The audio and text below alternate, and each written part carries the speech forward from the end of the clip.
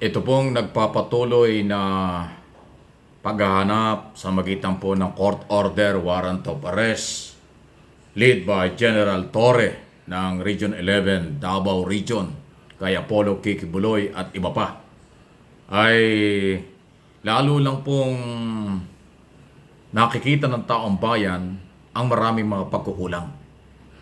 Especially nung gumawa nga at ibig sabihin, ginawa ang public hearing sa compound ni Kibuloy dyan sa Davao, ni General Bato de la Rosa, Senator Bato de la Rosa, lalo lang pong lumutang ang mga video kung saan naharas ang mga pulis.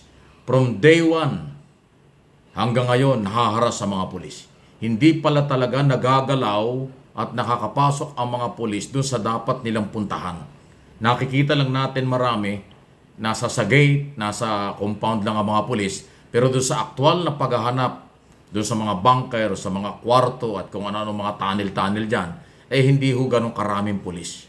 Iilan ang pinapayagan ng mga member ni Kibuloy.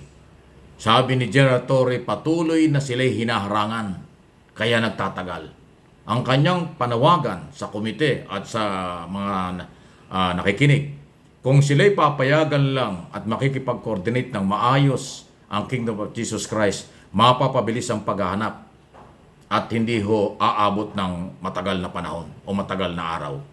Kaya daw tumatagal dahil hinaharang sila.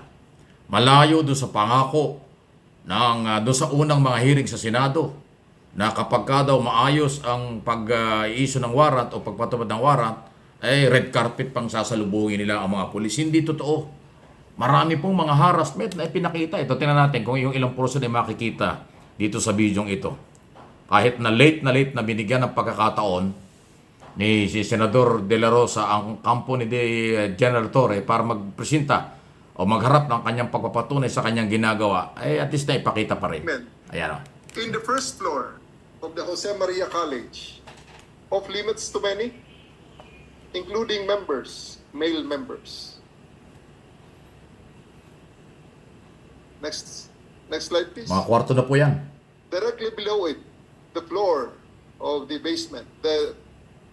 Directly below that floor is the basement where you visited this morning.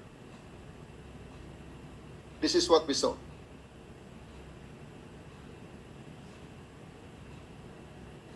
Those are the bedrooms. Mga Those bed. are the beddings Daming bed oh. of the ordinary workers.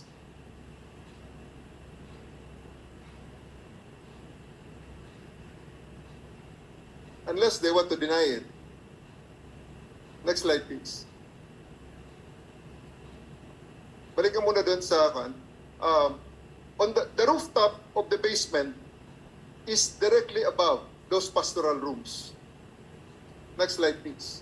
Wow. This is the Apollo Kibuloy's hangar. We haven't searched this yet thoroughly. Please click the video. 2 planes, 2 helicopters, luxury cars. And that's just a very, very small part of the property that we're going to search. Do they expect that? Even without interference, we need time. Next slide, please.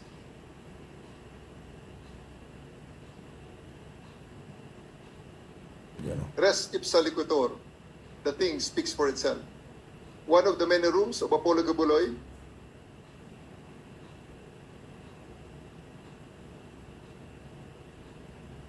with a private cinema. They did show it to you. There is information that that room on the center, on the second row, on the bottom, second row, that's the room of Mr. Kibuloy. We are not allowed to search it properly. How about if there's a trapdoor there leading to a basement or leading to a tunnel? So we really need to access the tunnel or the basement in some other way. They will not allow us to go there, sir. But napicturean ninyo, meaning napasok ninyo yan. Yes, sir. O so na-search ninyo. But we were not allowed to search it properly. Ha? We were not allowed to search it. Makita, sir, mamaya kung paano nila kami sinasamahan sa search. Makikita niyo, sir, kung paano namin, ang search na pinagawa sa amin, sir, na inalaw kami. O, sige. Next slide, please. Day 9. We searched, that's September 2 na, sir. Major Jana Rose Parcon attempted to search the College of Ministry building after receiving reports that Kibuloy was cited thereat. However, KOGC members blocked them, called their lawyers, delayed them, just like in the many other times Hinarang na naman that sila. we searched the property.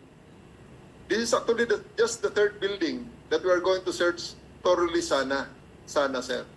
And this is how it goes. This is how it went. Next slide, please.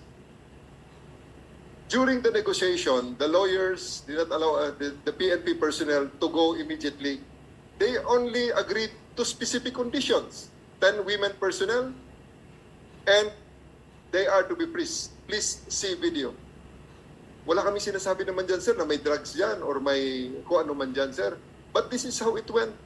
Hindi totoo, sir, na ang pulis ang nang-aapi dyan. Tingnan nyo naman, law enforcers ang piniprisk ng mga tao. Ayan, And look oh, at their kinakapkapan, people. oh. All of This- them wear masks. Ganit pa sa amin pag pinapatanggal namin ang mask. Ironically, 3 of the suspects that were Ayan, oh, looking for kinakapkapan yung mga are pulis, women. baliktad, oh. Ganyan ang pulis, oh. Yan ang nang-aapi. Law enforcers na nang-aapi dyan sa loob ng OJC. The videos will not lie. That's Ayan. why maybe the presentation of the previous presenter are all pictures. Ayan, oh. Kinakapkapan yung mga pulis na baliktad na. Ganong We have to kahigpit sila endure sa that kind loob. of humiliation. Kasi mag-aaway lang kami, sir, pag hindi namin ginawa yan, pag hindi namin sinunod yan. Mag-aaway lang, sir. O yan, oh. Kukuyugin lang kami ng mga tao dyan. So, okay, let's do our job. Pulis ang pinifrisk before they being Grabe, ano? enter. O, nakita nyo? O, diyan sa nangyaring yan. Yan ang sinasabi ko. Sa nangyaring yan at hearing ng Senado sa kampo ni Kibuloy, sinong natutuwa dyan? Paano nangyayari yan? Na yung pulis ang kinakapkapan ng sibilyan. Di ba baliktad? Dapat ang pulis ang magkakapkap sa buong body ng isang sibilyan, baka may dalang illegal. Ito na baliktad. Yung pulis na magpapatupad ng warrant of arrest at naghahanap kay Kibuloy, ang kinakapkapan mula ulo hanggang paa. Pero sabi ni General Torre, pumayag na lang sila kahit mali kasi mapapaaway lang, kukuyugin lang sila. O sino ngayon dyan ang umaabuso? Ayan. So, ano ngayon? Yung bang public hearing na yan, nakatulong ba yan? Sa tamang impormasyon na papabor kay Kibuloy at sa Kingdom of Jesus Christ, palagay ko, negative yan. Ay, dun sa pinakitang video, marami pa. May marami pang video dyan na lumilipad yung mga monoblock, binato ng sinabuyan ng tubig. Ganun po ang ginawa ng mga sibilyan na human shield ni Kibuloy laban sa pulis talaga. So, ano ngayon? Kaya, sa akin pong observation, analysis at opinion sa isyong ito, patuloy na nasisira si Kibuloy at Kingdom of Jesus Christ sa taong bayan. Majority ng mga Pilipino ay naniniwala sa PNP, sa gobyerno at sa pagpapatupad ng batas, lalo na yung court order. Kasi nga, laging sinasabi ng mga vlogger ni Kibuloy at ng SMNI, sila yung api. Pero lumalabas to sa mga video, yan sa hearing na yan, sila pala yung talagang nang-aapi. Alam mo, tagal ko na ho sa media, halos 3 dekadang mahigit na. Ngayon ako nakakita na yung pulis kakapkapan ng sibilyan habang nagpapatupad ng warrant of arrest. Baliktad. Dapat yung pulis na may dalang warrant of arrest para hulihin kung sinong nasa warrant of arrest, dapat huwag hinaharang. Dapat hindi kinakapkapan. Gano'n na, nabaliktad na, nakakahiya na tayo. Pero again, kaya daw ginawa at pumayag ang pulis na ganoon kahit mali, ayaw nilang mapaaway pa. Dahil kukuyugin sila ng human shield, mga tao ni Kibuloy. O anong inyong masasabi?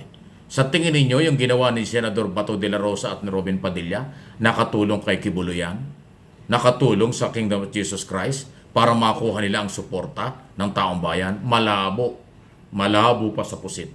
Sa aking opinion, lalong nasira sila sa ginawang public hearing dyan sa Kingdom of Jesus Christ compound sa Davao ng mga senador na alam na ninyo kung ano ang galaw nila.